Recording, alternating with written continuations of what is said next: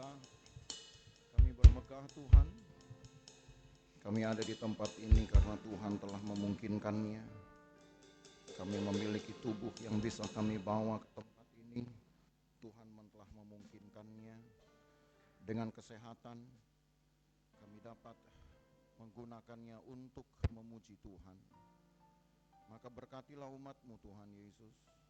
Berkatilah umat-Mu yang betul-betul bersiap, yang betul-betul bersedia untuk menerima berkat Tuhan ini. Mungkin mereka punya banyak pergumulan, tapi mereka yakini satu hal, bahwa kalau mereka dekat kepada Tuhan, Tuhan membela hidup mereka dengan caranya, dengan cara-Mu Tuhan.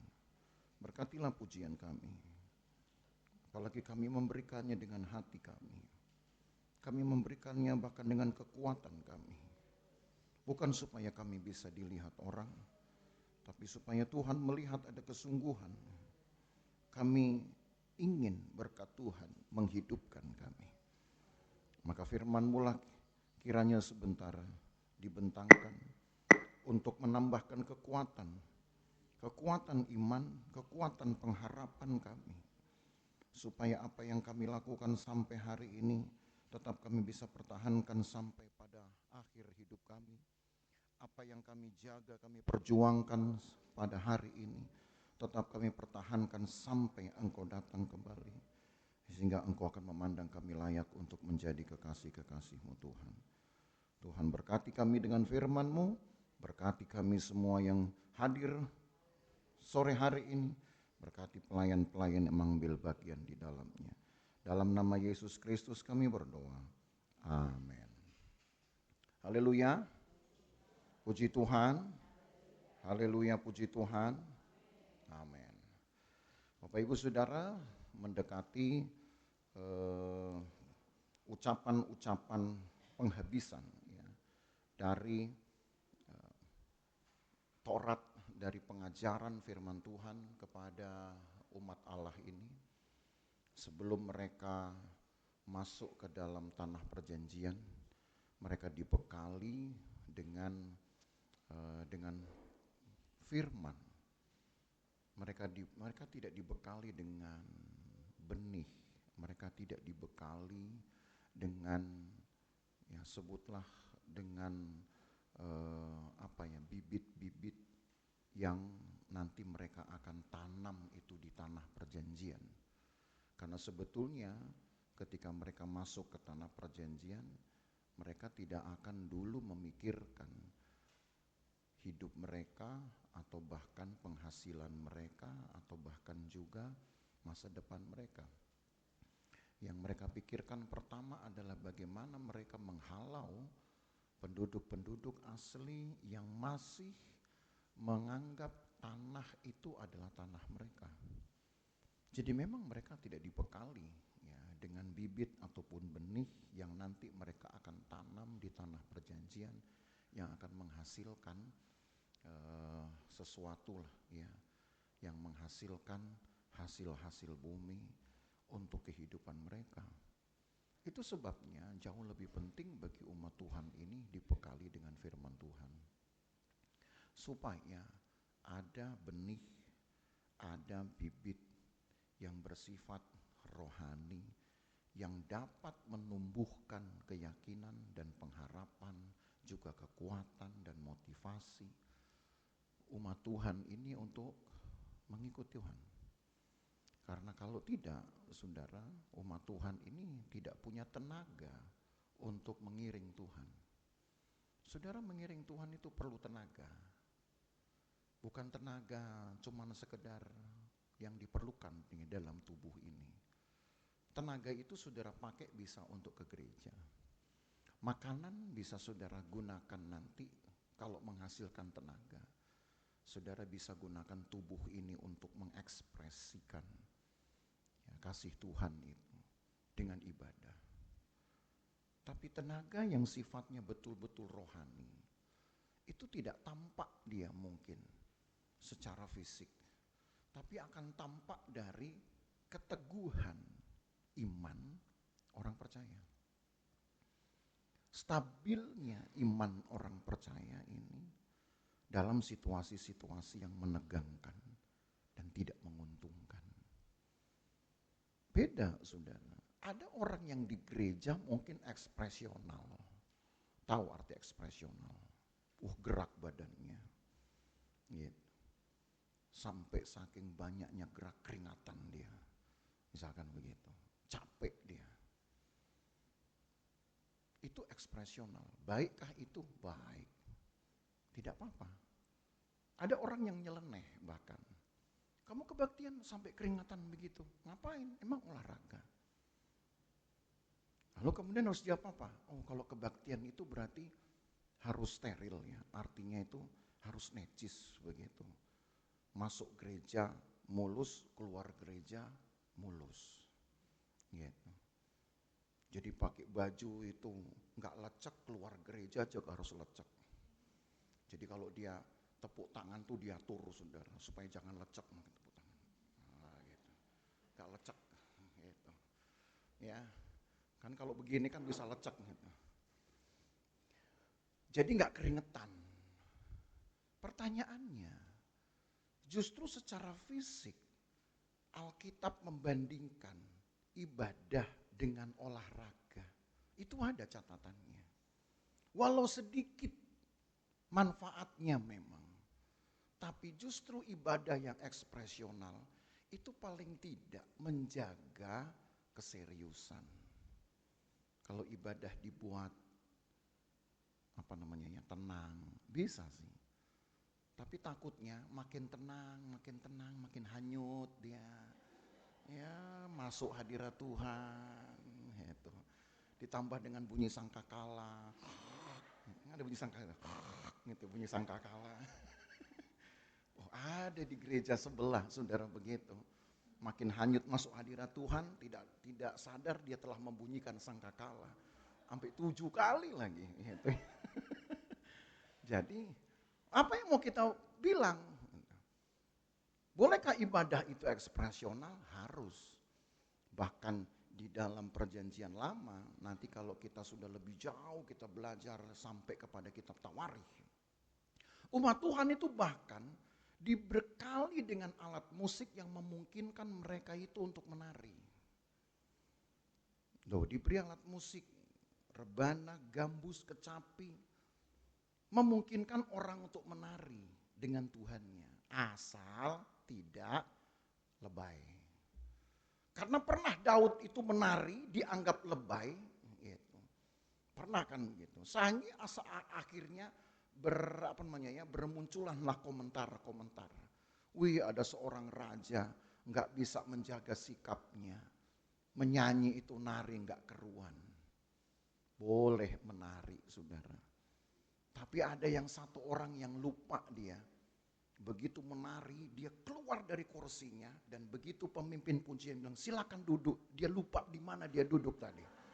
Dicari mana kursi saya. Makanya kalau menari itu jangan kelewat jauh, saudaranya. Nanti lupa kursinya. Itu di gereja sebelah, di toko sebelah. Ekspresi penting untuk menunjukkan kita serius, saudara. Tetapi lebih dari itu, ketahanan hati itu jauh lebih penting. Sebab apa artinya ekspresional, orang jingkrak-jingkrak, tapi sebenarnya dia lagi merana hatinya. Ada orang yang begitu supaya tidak terlihat merana, dia kemudian ekspresional. Artinya itu ya kelihatan seperti orang girang, tapi sebenarnya hatinya merana. Karena ada juga sebelahnya lagi orang menangis, tapi sebenarnya hatinya bersuka cita. Kan itu nggak bisa saudara ukur gitu. Kalau nangis pasti sedih, belum tentu. Ada yang nangis karena sukacita. Ada yang ketawa sebenarnya hatinya merana. Jadi hati-hati kalau saudara banyak ketawa, itu biasanya hati sedang merana. Gitu. Kalau banyak menangis, itu juga belum tentu sih kalau itu sukacita. Tapi paling tidak ekspresi itu menggambarkan apa yang sedang kita rasa.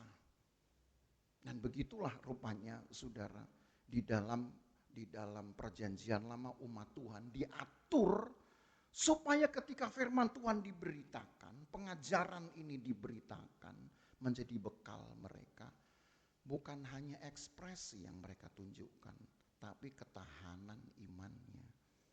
Nah, maka sampailah di dalam pasal 27 kitab Ulangan tentang batu peringatan dan mezbah di Gunung Ebal. Dan saya memberi judul ini dengan satu pilihan bahwa berkat dan kutuk itu sebagai pilihan moral. Saudara ingin diberkati atau ingin dikutuki? Diberkati. Tapi nanti pertanyaan yang lebih jauh yang akan kita simak di dalam ayat ini, mengapa kutuk ada di dalam Alkitab? Apakah Allah memang mengizinkan kutuk itu menjadi bagian dari iman Kristen?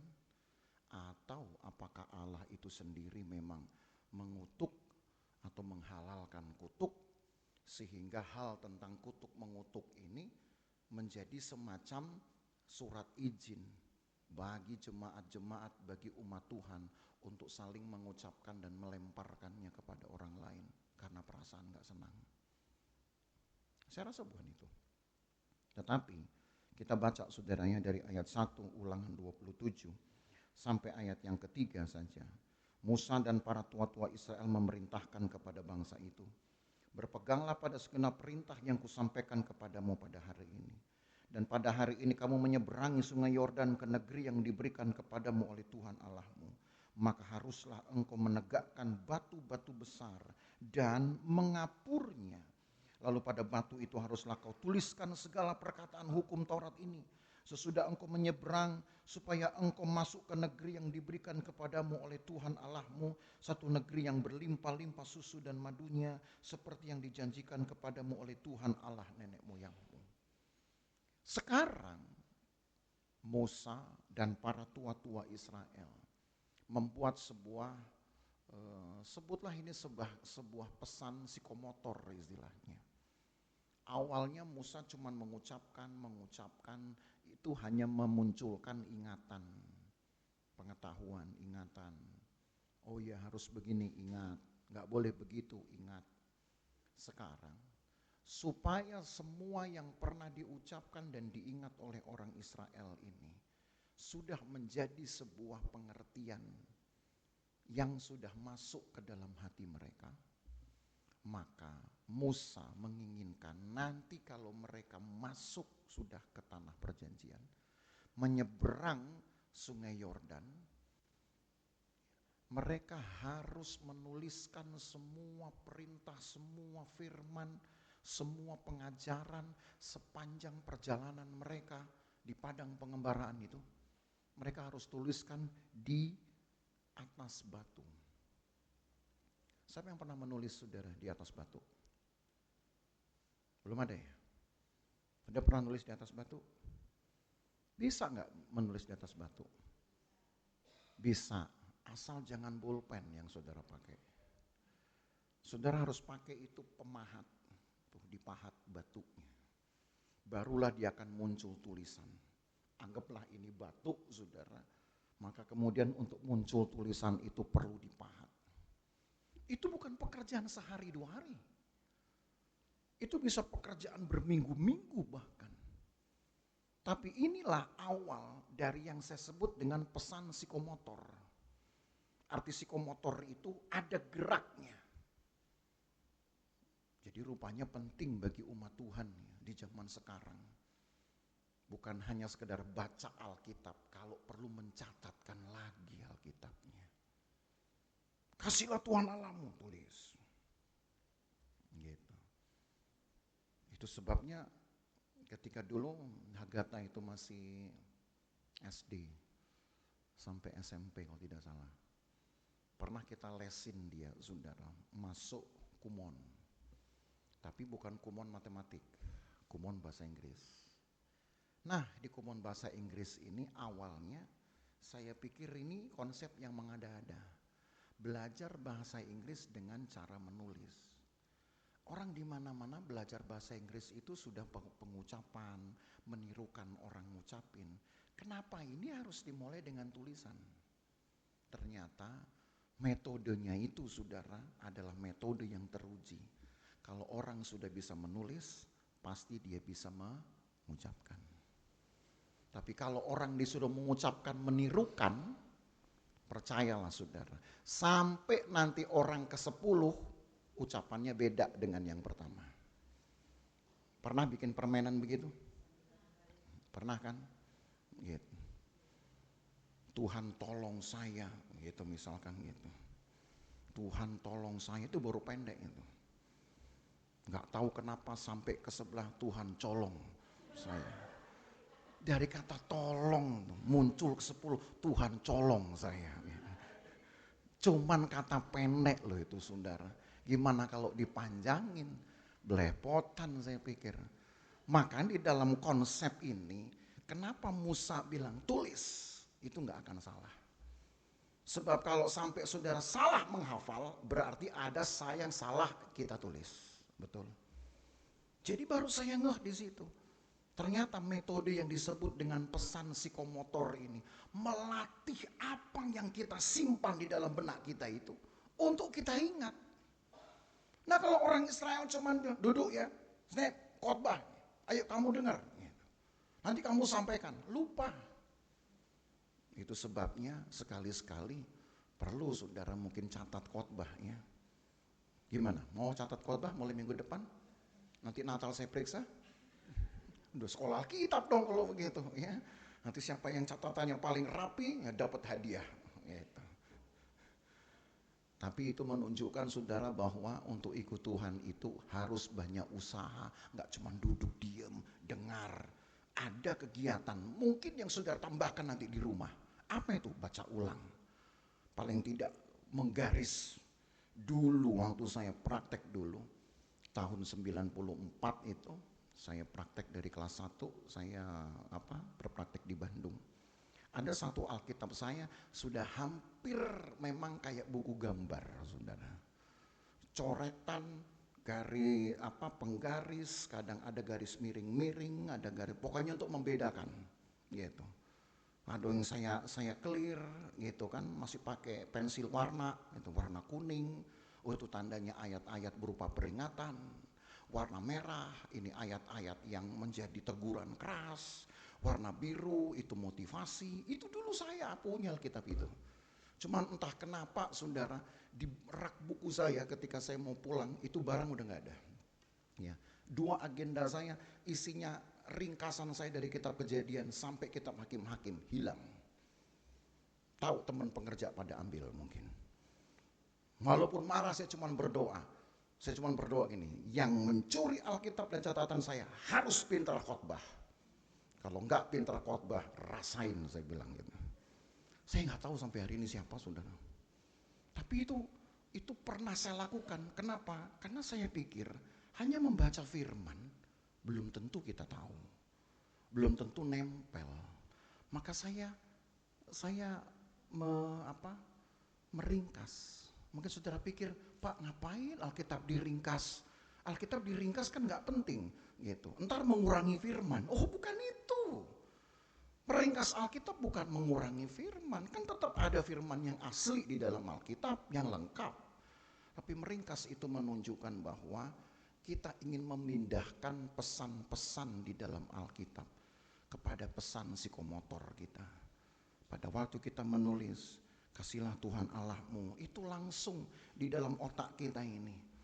Ada kepikiran apa yang perlu kita lakukan kalau kita ingin mengasihi Tuhan dengan segenap hati.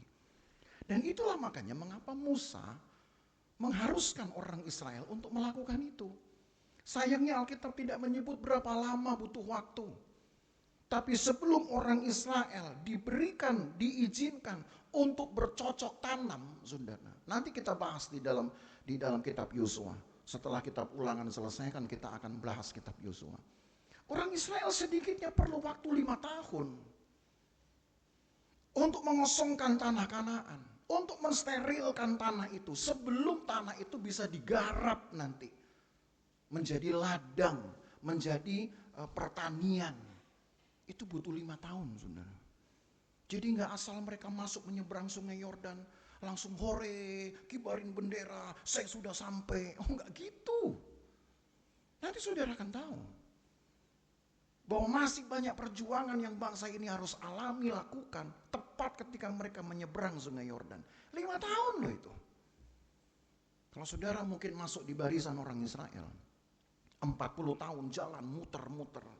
Lalu berharap masuk tanah Kanaan, saya bangun tenda gitu ya. Di tenda itu nanti saya pasang ranjang yang tebel sambil pakai selimut. Pengen menikmati hidup. Enggak gitu, saudara kecewa. Kecewa karena memang enggak begitu perjalanan Israel. Mereka masih harus menambah lagi 5 tahun dari 40 tahun pengembaraan itu. Mereka tambah lagi 5 tahun untuk berperang, untuk untuk mengusir semua orang yang tidak layak ada di tanah itu. Nah, kalau nggak punya firman, bagaimana kita mau bertahan, saudara? Sedang punya firman, kadang kita belum dapat jawaban Tuhan saja, hati sudah mulai susah. Betul? Sudah kenyang firman, tiap minggu saudara dengar firman Tuhan. Begitu ada teman-teman kita kesaksian, doa dijawab, termakin terganggu saudara. Kenapa saya belum? Ketahanan iman, ketahanan hati jauh lebih penting. Maka supaya muncul apa yang disebut dengan ketahanan iman dan ketahanan hati, tulis. Setiap tulisan akan memperkuat, oh ya Tuhan pasti akan beri. Hal orang lain sudah dapat, bagi saya belum waktunya, tapi pasti. Orang lain ditolong, saya juga, tapi belum waktunya. Yang jelas pasti. Itu karena kita tulis. Jadi saudara tidak ada salahnya kalau nanti di rumah pun saudara melakukan hal itu. Supaya apa yang saudara yakini tetap saudara pegang sampai dengan Tuhan datang. Sampai dengan iman saudara menjadi dewasa dan tidak lagi diukur hanya dengan sekedar berkat Tuhan. Maka jangan berdoa kemudian memberikan semacam penandaan kepada Tuhan kayak kita berhitung. Tuhan, kalau saya diberkati, saya makin setia. Nah gitu. Kalau nanti keuntungan saya 2 kali lipat, baru saya akan memberi. Jangan ya. Kalau saudara mulai mengucapkan janji itu, percayalah saudara sedang mengawali dustamu. Kenapa? Begitu lihat banyak, sayang juga nih. Gitu. Betul nggak? Maka jangan berdoa, Tuhan kalau Tuhan berkati saya seabrek-abrek. Gitu. Nanti saya bawa 1/4 abreknya ke gereja. Jangan ucapin itu, karena engkau sedang mengawali dusta. Manusia gitu loh. Berdoa saja, Tuhan berikan saya satu kerinduan, bangkitkan kerinduan, supaya kapanpun dalam keadaan apapun, orang mau goda saya, orang mau intimidasi saya tetap punya keinginan untuk berharap kepada Tuhan. Cuman itu aja. Maka saudara dalam pengiranmu kepada Tuhan, saudara gak akan terganggu.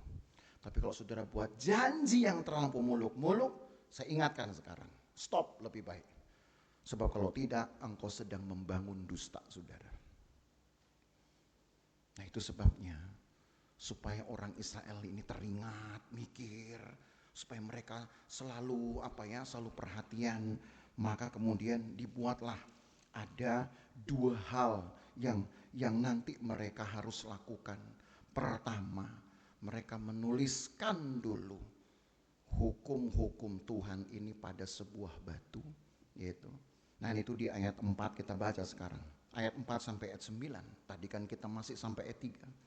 Dan sesudah kamu menyeberang sungai Yordan, maka haruslah batu-batu itu yang telah kuperintahkan kepadamu pada hari ini kamu tegakkan di gunung Ebal, dan kau kapuri. Haruslah kau dirikan di sana mezbah bagi Tuhan Allahmu, 1 mezbah dari batu yang tidak boleh kau olah dengan perkakas besi. Tuh, ngerti maksudnya apa? Pakai tangan, saudara. Merapikan batu itu yang runcing-runcing, pokoknya dirapikan persis kayak sebuah monumen. Saya nggak tahu ini bentuknya kayak apa. Jangan-jangan batu ini mereka pahat begitu rupa kayak bentuk buku yang terbuka. Gitu. Batu besar itu kan perlu dipahat, saudara. Baru ditulis, tulisan itu juga dipahat. Ini usaha besar demi untuk menghidupi firman. Usaha besar demi untuk menancapkan firman di dalam hati dan pikiran umat Tuhan ini. Terus ayat yang ke-6, dari batu yang tidak dipahat haruslah kau dirikan mezbah bagi Tuhan Allahmu, dan di atasnya harus kau persembahkan korban bakaran kepada Tuhan Allahmu. Juga haruslah kau mempersembahkan korban keselamatan, memakannya di sana dan bersukaria di hadapan Tuhan Allahmu. Selanjutnya haruslah engkau menuliskan pada batu-batu itu segala perkataan hukum Taurat dengan jelas dan terang. Artinya memahatnya itu harus dalam maksudnya. Usaha besar, saudara, hanya untuk memahami firman.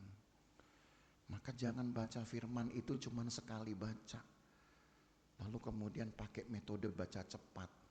Silakan saudara baca cepat, tapi hanya untuk bacaan yang lain. Kalau untuk Alkitab jangan pakai metode baca cepat, nggak nempel itu nanti. Bahkan kalau perlu baca berulang-ulang. Orang Israel dulu demi untuk memahami, mereka pahat itu dalam, itu maksudnya jelas dan terang. Supaya kelihatan betul-betul timbul itu hurufnya. Saudara lihat, umat Tuhan dahulu begitu susahnya untuk dekat dengan firman. Begitu susahnya untuk akrab dengan firman. Manusia zaman sekarang makin dienakkan makin gak tahu diri. Betul kan ya? Makin dikasih mudah malah makin gak keruan. Maka saya pikir-pikir Tuhan, sekali-sekali Tuhan mungkin buat kita ini sekali-sekali kayak zaman batu itu, saudara. Mungkin baru kita akan rasa susahnya untuk mempertahankan iman itu seperti apa. Terus ayat 9. Juga bicaralah Musa dan imam-imam orang Lewi kepada seluruh orang Israel. Diamlah dan dengarlah hai orang Israel. Pada hari ini engkau telah menjadi umat Tuhan. Sebab engkau harus mendengar suara Tuhan Allahmu dan melakukan perintahnya dan ketetapannya yang kusampaikan kepadamu pada hari ini. Demi ketika orang Israel mulai memahat batu itu, dan pahatannya harus dalam agar tulisannya timbul jelas begitu. Maka pada hari itu juga Tuhan memproklamirkan status Israel itu adalah umat Tuhan. Maka coba kalau saudara tarik itu bagi pengalaman kita, bagaimana kita menerapkannya? Mau jadi umat Tuhan, apa yang saudara harus buat? Mau jadi umat Tuhan, hanya banyakin nyanyi lagu. Mau jadi umat Tuhan, oh yang penting rajin ke gereja. Menjadi umat Tuhan harus dekat dengan firman Tuhan ini. Sedekat yang saudara bisa. Sedekat yang saudara lakukan untuk hal yang lain. Kalau ada hal yang lain saudara bisa buat itu dekat, maka saudara harus mengalahkannya, kedekatan itu dengan memahami firman. Nggak ada pilihan loh saudara. Itulah makanya kenapa di dalam perjanjian baru ditegaskan teks cari dulu kerajaan Allah. Itu sudah termaktub di dalamnya. Usaha yang dimulai dengan mengguratkan firman di dalam hati. Sekarang toh Allah tidak lagi menyuruh umatnya, umat kita ini untuk memahatnya di batu. Tapi di hatimu dipahatnya itu. Saudara yang harus bisa menghukum dirimu sendiri. Kalau engkau merasa masih jauh melakukan firman Allah, hukum dulu dirimu sendiri sebelum Tuhan yang menghukum saudara. Karena setelah itu ada pengucapan-pengucapan kutuk. Nah ini kita perlu bahas nih. Kok kutuk diucapkan? Gitu. Apakah Tuhan memang meminta sebuah kompensasi? Meminta sebuah bayaran harga penalti kalau sampai apa yang dia perintahkan itu tidak dijalankan. Apakah memang sekeras itukah Tuhan? Tapi kita perlu baca dulu saudaranya ayat 11. Pada hari ini Musa memberi perintah kepada bangsa ini. Sesudah kamu menyeberangi sungai Yordan, maka mereka inilah yang harus berdiri di gunung Gerizim untuk memberkati bangsa itu. Ya, ini suku Simeon, Lewi, Yehuda, Isakar, Yusuf, dan Benyamin. 6 suku ya. Dan mereka inilah yang harus berdiri di gunung Ebal untuk mengutuki, ya ini Ruben, Gad, Aser, Sebulon, dan serta Naftali. 6 juga suku. Jadi dibagi ada 6 suku mengucapkan berkat di gunung Gerizim. Ada 6 suku mengucapkan kutuk di gunung Ebal. Padahal di gunung Ebal inilah hukum Taurat itu sudah dituliskan. Pertanyaannya adalah justru di gunung Ebal, tempat di mana firman Tuhan itu sudah dipahat di batu-batu, di situ diucapkan kutuk. Ini pertanyaan besar, kenapa harus begitu? Kenapa bukan di Gerizim, di mana ucapan berkat? Kenapa firman Tuhan itu harus dekat dengan ucapan kutuk? Itu.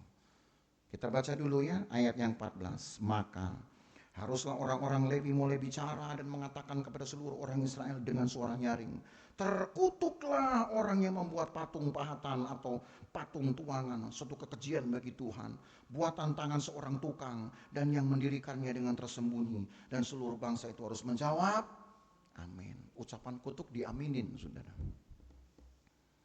Loh ya, kalau kita kan amin kan kalau ucapan berkat. Kiranya Tuhan berkati saudara, amin. Ini sekarang ucapan kutuk diaminin. Kalau seandainya saya ngucapin kutuk, saudara mau aminin enggak? Amsyong yang ada ya, bukan amin lagi. Ayat yang ke-16, terkutuk orang memandang rendah ibu dan bapaknya, dan seluruh bangsa itu harus berkata, amin. Ini firman Tuhan loh, kenapa saudara takut ngomong? Amin. Kenapa bahasa kutukan harus diaminin? Karena kita mungkin udah takut dengan istilah kutuk ini, sesuatu yang buruk terjadi. Betul memang. Tetapi yang saudara harus tahu, bahwa kutuk ini sebenarnya tidak seperti yang saudara bayangkan. Sebuah kodrat yang berubah. Kutuk tidak pernah bicara itu. Itu hikayat. Itu dongeng. Kalau kutuk itu merubah kodrat. Misalkan apa? Manusia dikutuk jadi embek, misalkan begitu. Itu kan cuma karangan cerita, saudara. Emang ada? Pernah saudara lihat orang dikutuk tiba-tiba jadi embek alias kambing? Gitu. Dikutuk. Yang dikutuk orangnya kecil gitu misalnya. Saya kutuk engkau jadi gajah. Gimana caranya, saudaranya? Sementara orangnya gede, saya kutuk engkau jadi kutu, misalkan gitu. Gimana caranya? Kadang kita suka tertipu itu dengan dongeng. Sehingga kita takut dengan istilah kutuk itu, karena dianggap merubah kodrat. Kutuk gak pernah merubah kodrat. Kutuk itu bahasa yang lain di dalam Alkitab dengan kemalangan. Peringatan-peringatan akan kemalangan. Bukan kesialan ya, saya nggak pakai istilah kesialan. Sebab sebenarnya anak Tuhan itu nggak akan ada sialnya. Gitu. Yang bikin sial itu hanya iri hati. Gitu. Bisa paham? Anak Tuhan tidak pernah ada kesialan. Gitu. Jadi jangan pernah bilang sialan. Gitu. Kalau sialan nggak apa-apa. Tapi kalau sialan jangan. Nanti sudah bilang sialan lu, sialan itu. Anak Tuhan nggak ada sialan-sialan. Makanya saya nggak pernah pakai kata sialan, tapi kemalangan. Kemalangan itu hal yang nggak kita harapkan terjadi. Kita belum bahas ini. Nanti minggu depan saya akan bahas tentang kemalangan-kemalangan itu. Karena di pasal 28 barulah kemalangan-kemalangan itu didaftarkan. Tapi kutuk di sini menunjukkan Allah tidak menginginkan ada peristiwa atau kondisi di mana umat Tuhan gagal menikmati berkat Tuhan. Jadi jangan saudara pikir Allah itu mengutuk Seperti kemudian tokoh-tokoh spiritual dalam cerita dan dongeng-dongeng gitu ya, bisa mengutuk orang menjadi binatang, binatang jadi orang, itu cuman dongeng, nggak ada kebenarannya. Tapi kalau kutukan itu adalah sebuah perhatian, peringatan supaya kita menghindari kemalangan, nah itu baru Alkitabiah itu.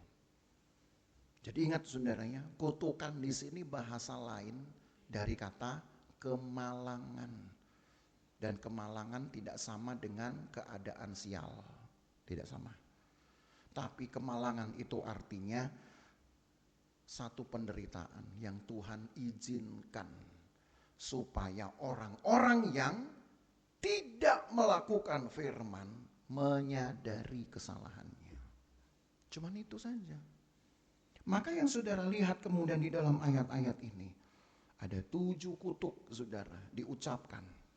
Tapi kemalangannya sendiri nanti di pasal 28. Nah kita akan lihat itu minggu depan. Coba kita lihat itu, 7 hal itu. 1 ayat 16, terkutuklah orang memandang rendah ibu bapaknya. Apalagi ayat 17, terkutuklah orang yang menggeser batas tanah sesama manusia. Jadi nggak boleh merugikan manusia. Ayat 18, terkutuklah orang yang membawa seorang buta ke jalan yang sesat. Jadi kalau sudah harus nuntun orang, tuntun yang benar. Itu. Jangan nanti nuntun orang, Pak lewat sini aja yang dekat gitu. Padahal saudara lagi iseng tuh, pengen dia, kok dibikin jauh? Ya dia nggak pernah olahraga Pak, biar aja sekali-sekali olahraga. Ya. Iya kalau dia lancar, kalau di tempat yang saudara sasati, ditersesatin, kemudian dia kesandung, urusannya kan saudara yang tanggung tuh. Maksudnya kalau ada yang sedang buta hidupnya, buta hatinya, tuntun yang benar. Saudara harus bisa menuntun dia kepada jalan kebenaran.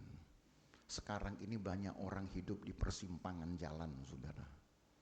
Ya, betul. Tadinya dia hormati seseorang, tadinya dia bangga-banggain seseorang. Padahal orang itu udah jelas sekali bikin salah. Tahu-tahu ketika salahnya kebuka, bingung dia. Ya ampun, saya sudah keluarkan semua banyak hal untuk orang ini. Tapi orang ini sekarang malah mengecewakan saya. Bingung dia. Mau balik ke tempat lain, malu. Tapi kalau kemudian dia tetap mau bergabung dengan yang sudah menyakitinya, ada rasa kesal. Persimpangan jalan kan, saudara. Nanti mau ke tempat yang lain, nggak dikenal. Akhirnya yang ada ya sudah begitu-begitu aja. Saya harap jemaat Tuhan, sekali engkau berada di sini dan engkau memahami betul bahwa kedewasaan rohani saudara sudah dapatkan, cuman satu pesan firman Tuhan di dalam kitab Pengkhotbah pasal yang keempat, jangan tinggalkan tempatmu. Kalau enggak, engkau akan memulai lagi dari awal. Bukan urusan kita, saudara. Kalau ada orang yang kita hormati bikin salah, itu urusan orang itu dengan Tuhan. Urusan kita dengan Tuhan hanya, saya tetap ingin hidup benar saja. Udah gitu aja. Toh nanti bagian orang itu akan mengalami kemalangannya sendiri. Saya tidak ingin mengalami kemalangan. Saya hanya ingin mengalami keberkatan. Saya belum mau merinci, saudara ya. Rincian kemalangan dan keberkatan itu nanti di pasal 28. Nah, itu jatahnya minggu depan. Tapi paling tidak saudara tahu apa yang mulai dijaga supaya umat Tuhan ini memperhatikan hidupnya. Tadi yang pertama kita sudah baca tentang hormati orang tua, tuh kan? Yang kedua tentang menghormati hak sesama, jangan menggeser tanah. Yang ketiga, jangan menuntun orang buta ke tempat yang salah. Terus ayat yang ke-19, terkutuklah orang yang memperkosa hak orang asing, anak yatim dan janda. Saudara harus belajar memperhatikan. Ketika tahun 2018, saya ke Korea. saya pergi dengan teman-teman saya untuk studi, bukan untuk liburan saudara ya, bukan untuk bikin sinetron juga, enggak. Gitu. Waktu itu belum ada yang begini-begini, belum ada itu, belum. Ya, sekarang aja orang yang nggak Korea aja begini-beginian gitu. Ya, apa sih begini itu? Gitu kan ya. Saudara gitu. Sampai apa oma-oma pun udah diginiin, ikut balas lagi begini. Tanya, "Oma, tahu nggak artinya?" "Ih, nggak tahu," katanya gitu. Cuman gini doang. Nah, saya ke Korea itu tahun 2018 yang begini-begini belum ada itu. Belum ada. Saudara tahu nggak, ada satu gereja di Korea Selatan, persis memang di jantung ibu kota, di Seoul. Itu pertumbuhan mereka dalam 20 tahun gereja itu berdiri. Tadinya gereja itu hanya punya 50 orang jemaat. Dalam 20 tahun, jemaat dari gereja Presbyterian itu yang saya pergi sudah mencapai 120.000 orang. Dari 50 gelintir menjadi 120.000 orang. Gerejanya itu kayak stadion Senayan. Mirip seperti yang juga dibangun seperti apa yang di Kemayoran, kayak begitu. Gerejanya kayak stadion. Tapi gereja itu pertama kali mereka yang punya, saudara. Sekali ibadah itu masuk di sana itu 20.000 orang. Maka gereja itu membutuhkan 6 kali kebaktian supaya 120.000 jemaatnya bisa ikut kebaktian. Dan itu dari hari-hari sebelumnya sudah ditata siapa yang mau datang ibadah keberapa, supaya jangan overload. Bayangin tuh saudara, karena sekali kebaktian hanya muat 20.000 orang. Jadi tetap harus kebagian, kalau nggak kebagian ibadah pertama, ya kedua. Yang penting semua jemaat itu karena 120.000. Makanya ada 6 ibadah hari Minggu. Minggu hari yang ibadah pertama dimulai itu jam 5.30, setengah 6. Orang masih antara jalan mungkin lagi begini, kebaktian. Saya dengan tim saya ternyata disuruh tugas di jam itu. Saudara, setengah 6 pagi. Nah di Korea itu saudara, jam 7, setengah 7 aja masih gelap. Jadi kita itu kayak betul-betul kebaktian malam-malam saudara, masih gelap. Apalagi waktu saya ke sana, seingat saya itu musim dingin. Jadi artinya matahari itu seolah agak lama. Jam 6 hampir setengah 7 masih gelap. Jadi kita bangun pagi-pagi, begitu ngelihat orang Korea ini saudara, kempling-kempling semua setengah 6 itu. Apalagi yang cewek, kayak boneka betul deh. Betul kayak boneka itu, bedaknya. Kali saya pikir bedak ini 1 galon kali dia pakai itu ya. Tebelnya minta ampun. Padahal itu pagi loh saudara, nggak kelihatan itu muka orang itu memang lagi baru bangun tidur. Tapi saya pikir positif juga ya, ekspresional. Maka saudara kalau ke ibadah itu jangan kayak orang ngantuk lah kalau datang itu. Begitu ngelihat orang ini mau ngantuk, kita yang salamin juga jadi, ya puji Tuhan. Jadi kayak nggak semangat gitu loh saudara. Coba saudara tegap, puji Tuhan, Tuhan berkati, langsung bangun kita. Makanya belajar dari situ saudara. Tapi yang bikin saya kagum tuh 20 tahun. Dari 50 orang menjadi 120.000 orang. Saudara tahu apa yang mereka lakukan? Ketika diceritakan riwayatnya, karena kami datang kan studi. Studi itu artinya setelah ibadah hari-hari lain kita belajar betul. Mereka bangun yang namanya 1, doa rantai. Yang kedua, mereka bangun yang namanya pelayanan diakonia. Mereka perhatikan janda-janda, yatim, itu dikasih makan saudara. Gratis setelah kebaktian dikasih makan. Dari mana uangnya? Per perputaran uang mereka dalam 1 hari ibadah saja, untuk semua kegiatan 1 hari saja, saudara, itu habisnya bisa sampai 2 M. Coba itu 2 miliar loh. Itu duit semua loh saudara ya, gak pakai daun. Cobain. Di bawah gereja mereka ada pujasera, food court, kayak mall. Semua makanan ada, tapi diatur pokoknya. Kalau bisa satu jenis makanan. Betul-betul kalau saudara pergi ke mall, itu food court. Tapi itu dikelola oleh gereja. Di situ semua makanan yang dijual di luar, ada semua di situ. Dan jemaat yang mampu bisa bayar penuh, yang tidak mampu bisa bayar antara 50 sampai 20% saja. Janda yatim piatu gratis. Jadi artinya mereka mengajarkan supaya yang memang punya duit bayarinlah ini janda-janda makan. Dan itu yang membuat gereja itu berkembang. Saya pernah ngomong sama Abed, gimana kalau kita bikin begitu ya? Wah, tapi nanti datang ke gereja kita cuma buat cari makan nih, jangan-jangan gitu.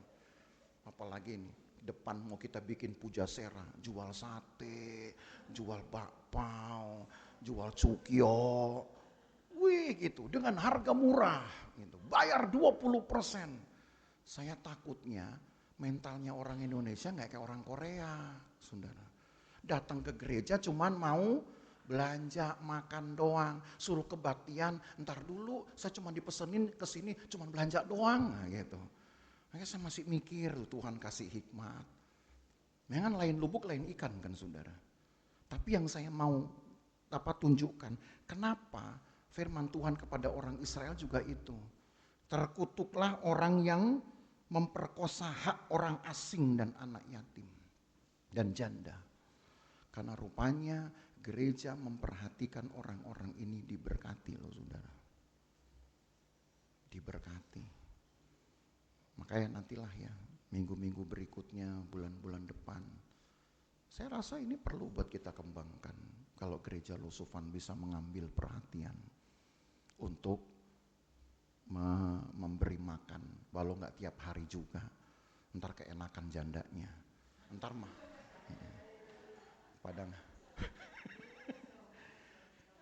Pada ngantri mau jadi janda nanti nih saudara nih. Enak bener nih Lusufan ngasih makan. Aduh gue janda aja deh gitu. Malah yang hampir janda udah dijanda-jandain kalau bisa.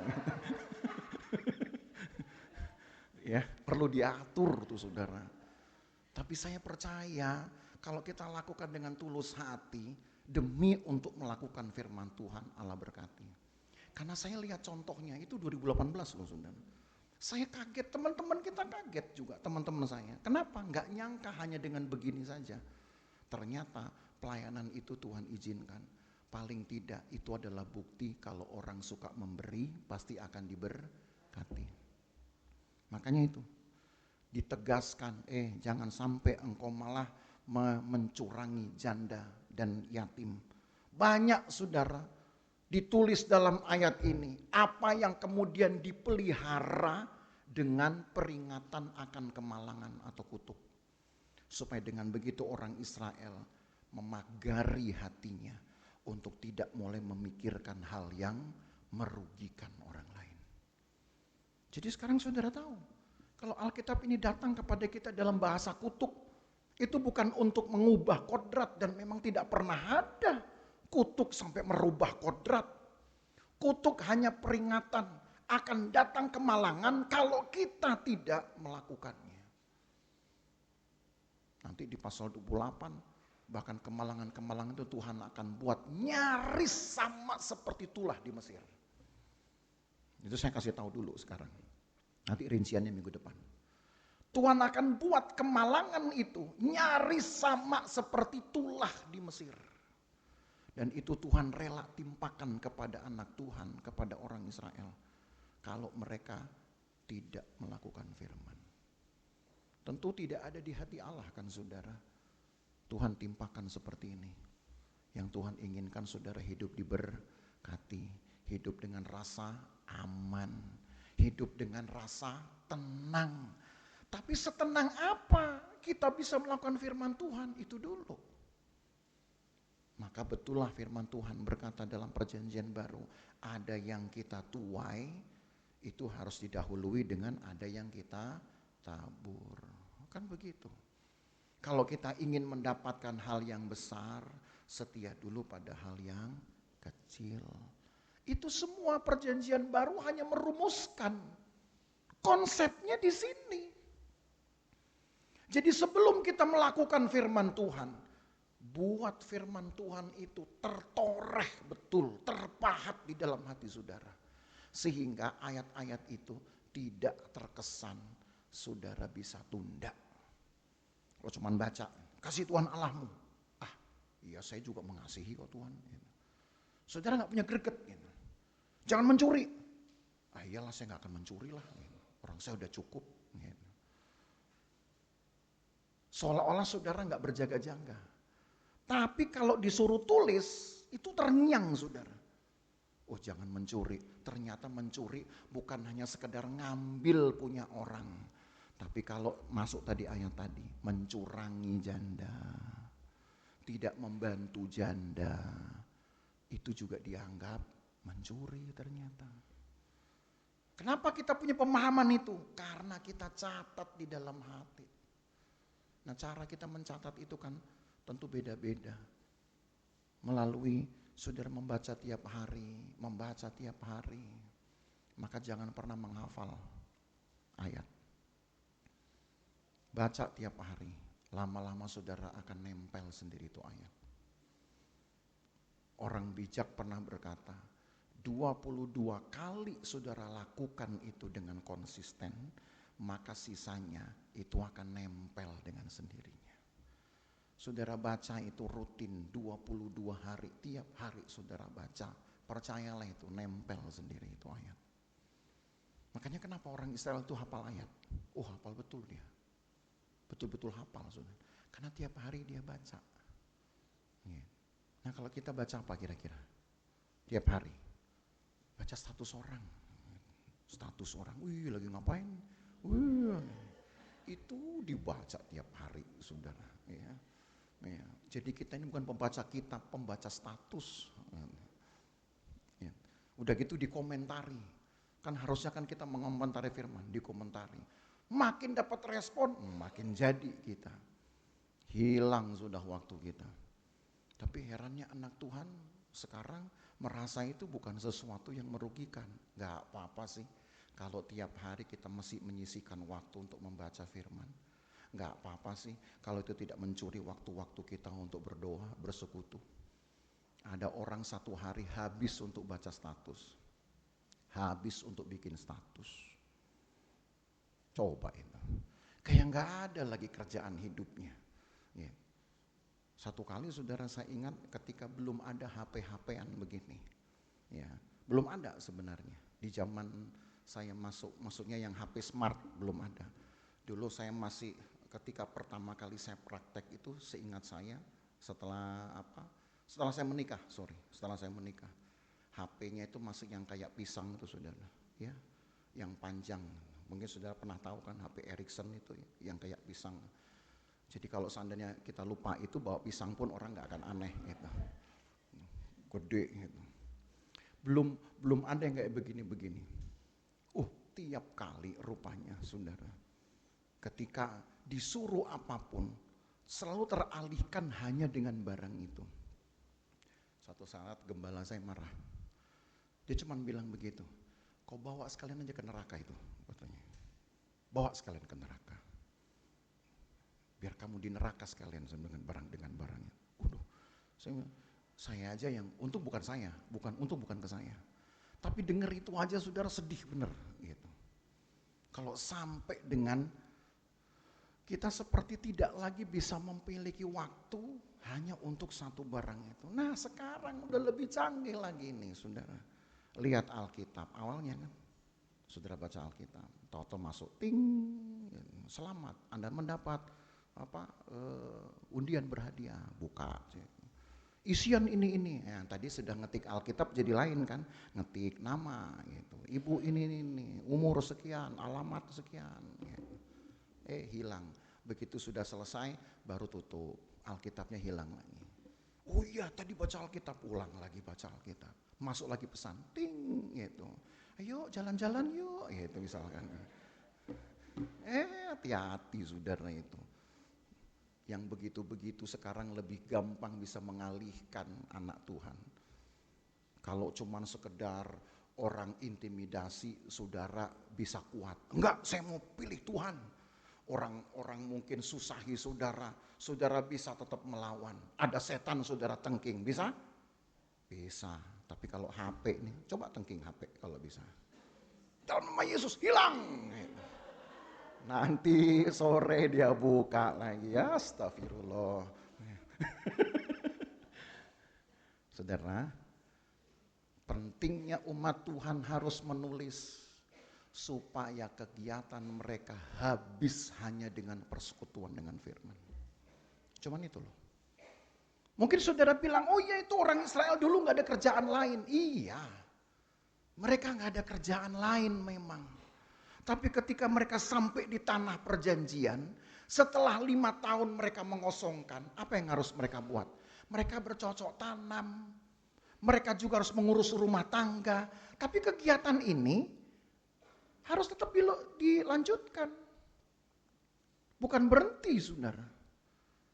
Hanya ketika umat Tuhan merasa sudah sibuk, gak punya waktu, hanya punya waktu untuk ngurusin ladang, hanya punya waktu untuk ngurusin keluarganya, ngurusin firman dianggap gak punya waktu.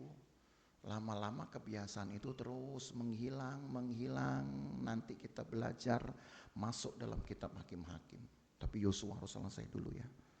Di kitab Hakim-Hakim ditulis begini, bahwa ketika orang Israel sudah tidak lagi memperhatikan firman, maka yang ada di perhatian mereka itu cuman apa yang di pikirannya yang dianggap benar.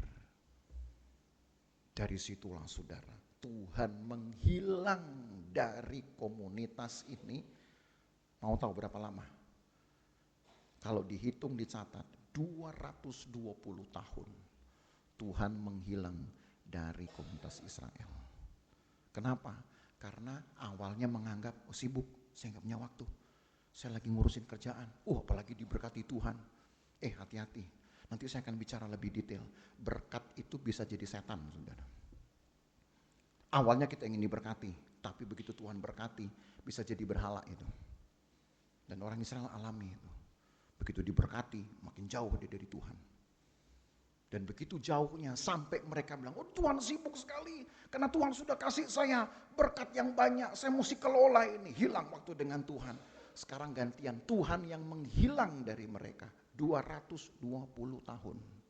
Nanti kita belajar itu di kitab Hakim-Hakim. Lama loh saudara. Lama.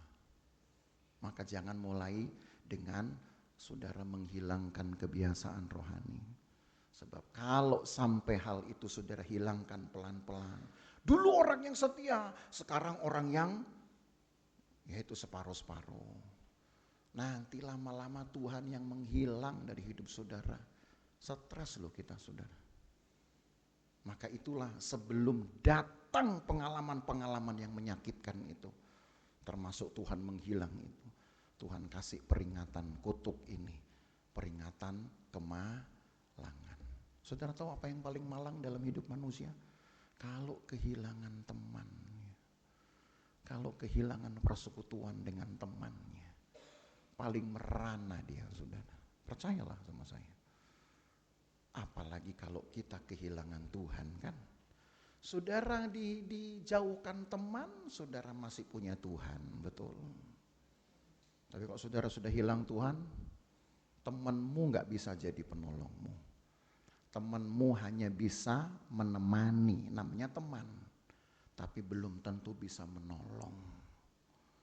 Teman hanya bisa bikin senang sesaat, tapi gak bisa menjamin kesenangan saudara.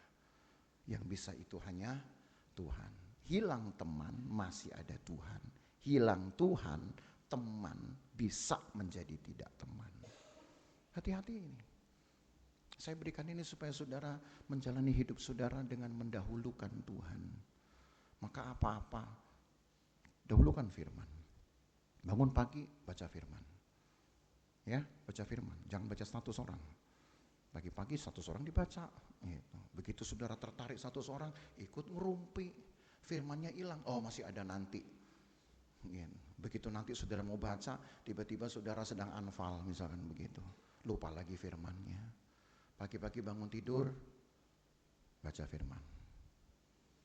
Nanti ketika saudara mau tidur, baca firman. Kan dulu saudara sudah pernah diajar untuk baca Alkitab 1 hari 3 pasal. Masih dilanjutin gak itu? Ya, Tuhan yang tahu ya. Nah, Tuhan kau tahu hati saya lah. Saya pengen rindu sekali baca. Roh berkehendak tapi tubuh lemah. Alasan itu pakai aja. Gitu. Sampai Tuhan datang gitu. Gitu. Begitu Tuhan saya itu rindu, yang benar rindu, serius, cius gitu. Saya pengen baca ya, tapi gak kebaca juga. Tuhan tahu hati saya lah. Gitu. Kalau cuma kerinduan doang, Tuhan juga rindu memberkati. Lalu Tuhan bilang, gue tuh rindu memberkati, tapi ntar aja besok aja deh, gitu misalkan. Hamsyong loh saudara, 1 hari aja begitu. Haleluya. Ya, kayaknya seru ya saudara ya, dengar khotbah beginian. Gitu. Tapi ini peringatan kemalangan. Sebelum nanti kemalangan itu terjadi, saya belum mau ngomong kemalangannya. Tapi yang setidaknya saudara tahu bahwa Allah tidak menginginkan ada hal yang mengalihkan iman saudara. Kalau nanti pun Tuhan berkati saudara, jangan sampai berkatmu mengalihkan hubunganmu dengan Tuhan. Ya, jangan sampai berkat-berkat itu mengalihkan hubungan saudara dengan Tuhan. Itu tipuan-tipuan dalam pelayanan namanya. Nanti kita kasih saudaranya. Dalam doa 10 malam nanti saya akan buat doa khotbah seri tentang hal ini. Tentang tipuan-tipuan di dalam pelayanan. Tipuan-tipuan di dalam mimbar. Tipuan-tipuan dalam seremonial itu. Kan ada ibadah doa 10 malam. Biasakan kita seri, saya kasih seri. Nah, saya bawa seri ini nanti. Tuhan tolong kita, saudara. Utamakan firman. Apa yang saudara baca, guratkan dalam hatimu supaya engkau memikirkan Tuhan. Saya tidak ingin jauh dari Tuhan, tapi saya ingin dekat dengan Tuhan. Saya tidak ingin mengalami kemalangan, tapi saya ingin mengalami keberkatan. Tuhan memberkati kita, mari kita berdiri. Kita nyanyi lagu Ku Hidup Karena Percaya. Kau yang telah berjanji setia.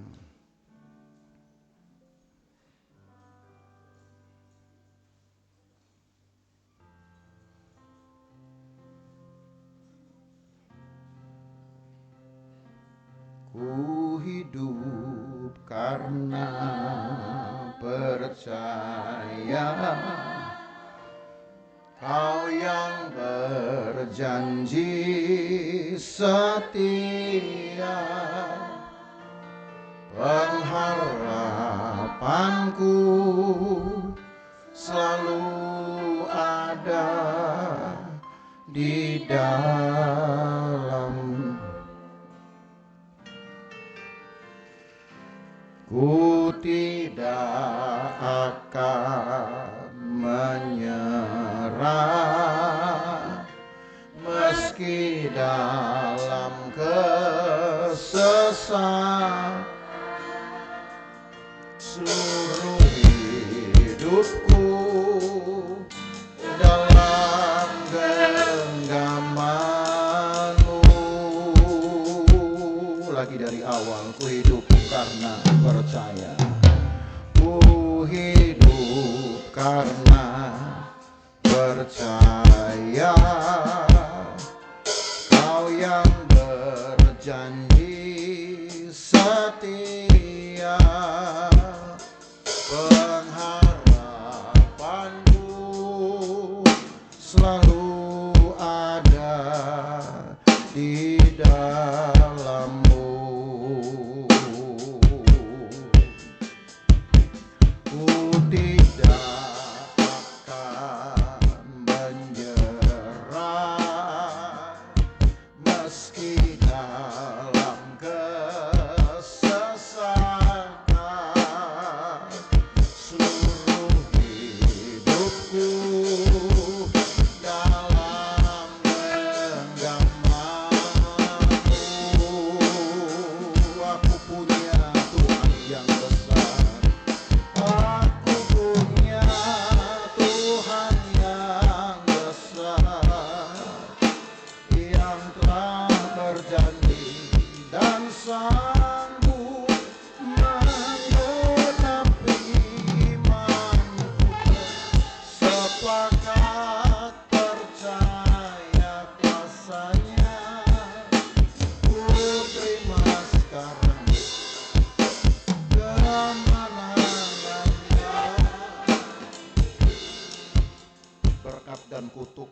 itu pilihan, saudara.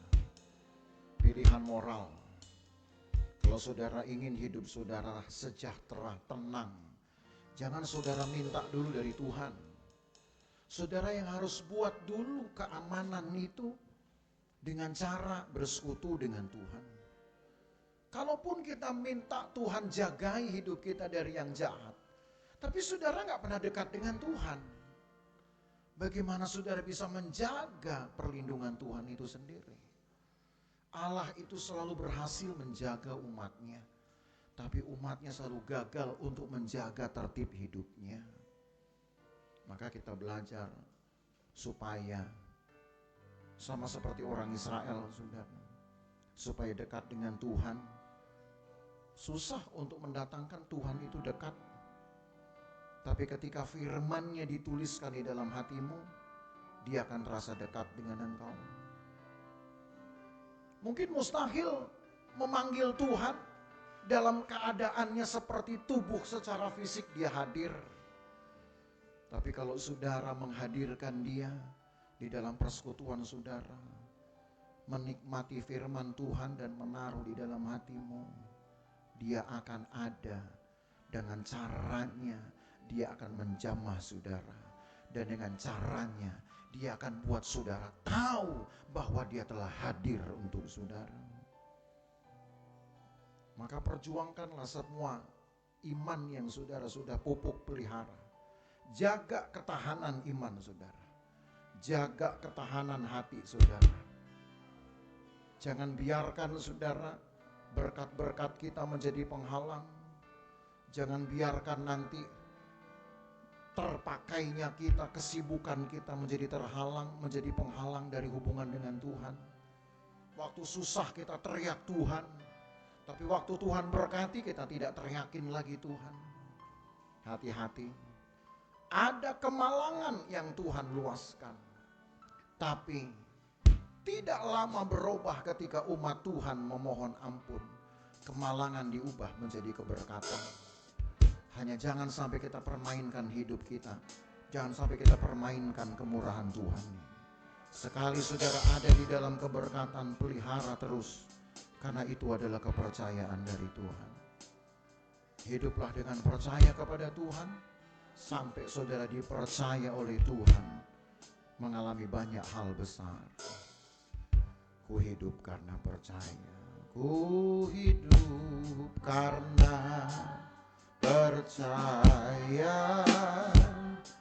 Kau yang berjanji setia, pengharapanku selalu ada di dalammu.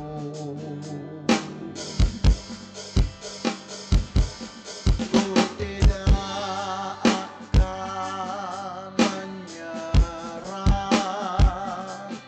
meski dalam kesesakan.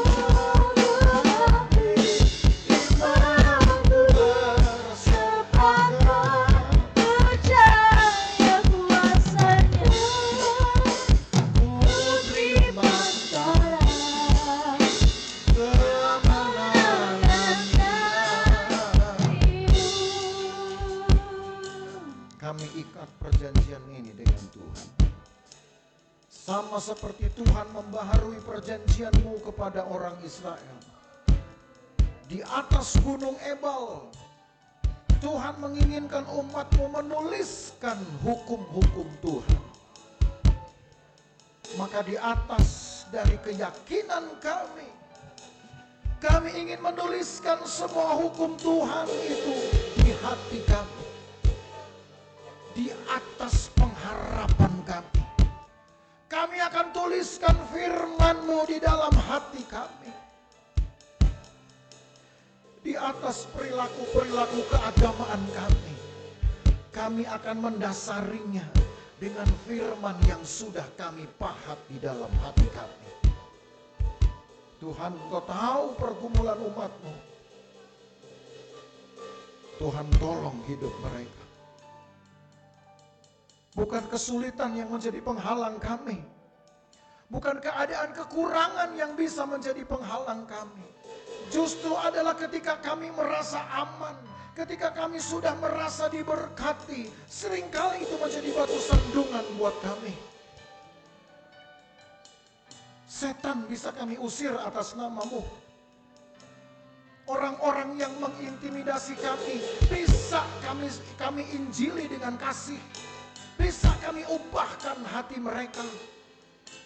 Tapi kalau musuh itu di dalam hati kami sendiri, mungkin ini menjadi kesulitan besar kami. Bahkan kami seringkali lupa. Tuhan, tolong umat-Mu, supaya kemajuan-kemajuan yang kami alami bersama dengan Tuhan bukan lagi penghalang kami, justru pelecut semangat kami. Karena kami harus lebih hari lebih baik. Kami tiap hari harus lebih baik, lebih unggul, lebih teruji. Karena memang Engkau inginkan kami ada sebagai umat-Mu yang terpuji, ternama, dan terhormat. Terima kasih banyak Tuhan. Pelihara umat-Mu dari hari ke hari. Dari semua kesibukan aktivitas mereka. Pekerjaan-pekerjaan harian mereka, rezeki yang mereka kumpulkan, Tuhan kawali mereka, pagari juga dengan segala keamanan dari Tuhan.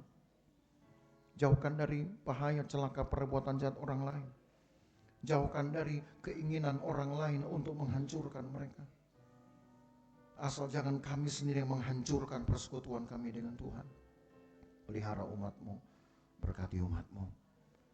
Mereka yang sudah berjeri lelah, bahkan juga rela berkorban, memberikan rezeki mereka sebagai bagian korban kepada Tuhan. Berkati mereka, berkatilah anak-anak mereka, cucu mereka, berkati seisi rumah mereka. Terima kasih banyak Tuhan Yesus. Sisanya pemeliharaan Tuhan kami serahkan ke dalam tangan-Mu. Apa yang tidak bisa kami atasi dengan kekuatan kami, Tuhan yang akan mengatasinya dengan kuasa-Mu. Karena itulah makanya kami perlu Engkau tiap hari Tuhan. Supaya ketika kami tidak mampu mengatasi masalah-masalah hidup kami, Tuhan yang mengatasinya. Karena kami pelihara firman-Mu dalam hati kami. Kami pulang sebentar Tuhan, jagai kami di jalan. Jauh maupun dekat, berkendara berjalan kaki Tuhan beserta. Kami tiba di rumah dengan selamat dan sukacita karena Tuhan. Terima kasih Tuhan Yesus. Berkati ibadah-ibadah sepanjang minggu ini. Pakailah ibadah ini walau hanya ibadah wadah saja, apa ibadah doa, tapi kami ingin merasakan persekutuan dengan Tuhan, bahkan kehadiran Tuhan yang melawat hidup kami dan membaharui hidup kami. Terima kasih banyak Tuhan Yesus. Maka Bapak Ibu Saudara sekalian, pulang dengan bawa berkat dari Allah Bapa, kasih sayang dalam persekutuan dengan anaknya Yesus Kristus, dan penyertaan Roh Kudus memelihara kita dari hari ini sampai selama-lamanya. Dan berkat ini kita terima di dalam nama Tuhan Yesus Kristus. Dalam kemuliaan hanya bagi Tuhan. Dalam hormat pujian hanya bagi Tuhan.